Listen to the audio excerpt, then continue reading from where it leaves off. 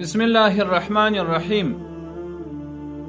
محترم ورونو، کچيري د یو چا پر لاس درد وي، پر غاښ درد وي، یا د سر درد ولري، یا هم د معدې درد ولري، یا هم په بدن کې هر درد چې ولري، یا هم د پښتورګو درد ولري، دغه مجربه نسخه زه نن ستاسو سره شریکوم. هغه نسخه کومه چې پیغمبر صلی الله علیه و آله وسلم یو خپل صحابي عمر بن عاص رضی الله تعالی عنه الثقفي هغه ته ښودلې ده.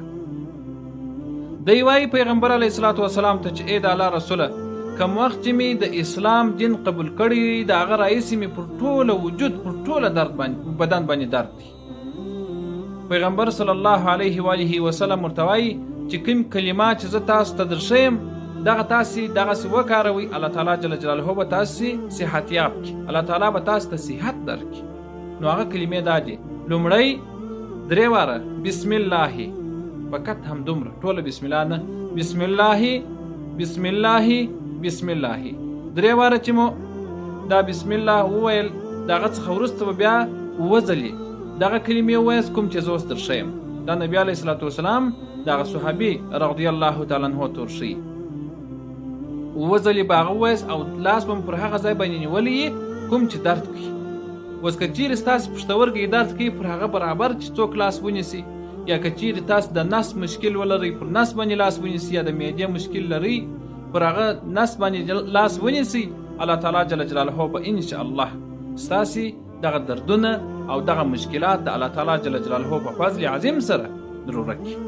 هغه کلمات دا دي، دا کلمې بیا هم تکراروم، 7 ځله ویل کېږي.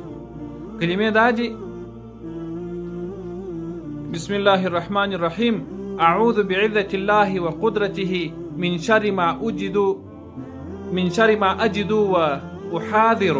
7 ځله به دا ووایاست. بیا هم تکراروم: اعوذ بعزة الله وقدرته من شر ما اجد واحاذر. دا به 7 ځلې ووایاست. نو دغه روایت مسلم او ترمذی دواړو را نقل کړی دی. دا صحابي وایي کوم وخت چې ما دا کلمات وویله بیا مې هیڅ کله د درد احساس نه دی کړی، الله تعالی جل جلاله مې هغه دردونه په ښه کړله. نو تاسو هم خپل هم زده کړئ، تر نورو ملګرو پورې هم ورسوئ، شیر کړئ د ثواب په خاطر باندې. الله تعالی جل جلاله دې دنیا او آخرت ستاسو در جوړ او روغ کړي. کامیاب اوسئ، سلامت.